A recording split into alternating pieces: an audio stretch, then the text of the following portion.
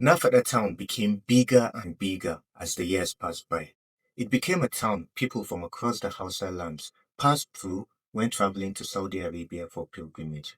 The Jelakawan used the road to sell their cattle in Bagalmi market in Chad from the year 1664.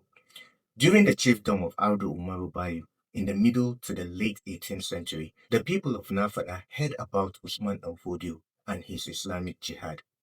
Although Nafada was already a Muslim town, they were fascinated by his agenda.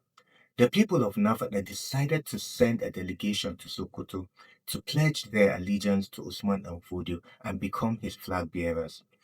As the delegation was about to begin their long journey to Sokoto, they received news that Usman and Fodio has given his flag to one of his students to spread Islam to the east of the Hausa lands. The student's name was Buba Yero. Buba Yero was rejected by the towns he had visited, and he was on his way to another town to preach Islam to them. The people of Nafada quickly decided to send their delegation to meet and invite Buba Yero to Nafada. On the day the delegation came back with him, a big celebration and a welcome party was done in his honor. Nafada people were so excited, they built a house for him and a big mosque in his honor. Buba Yero settled in Nafada and became the emir. Nafada became the first place in the east of the Hausa lands that was a flag bearer of Usman and Fodio. By this time, the Jelakawan still had their Aldo, and the other clans who had settled in Nafada still had their leaders. It was also around this time that the Kanem Borno Empire was attacked by the Fulani Jihad. Most of the Fulanis that attacked the Kanem Borno Empire were from Bubayero. Gazergamu, which was the capital of Kanem Borno Empire, was among the first places that was attacked by Bubayero.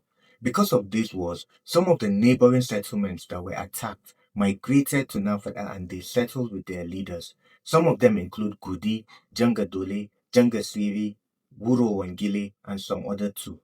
In the year 1812, something happened that changed the course of history. A disagreement between the different leaders in Nafada and the emir started. Bubayaro devised a leadership selection process for each of the settlements in Nafada. The people were not happy with this and it caused a lot of outrage and protest.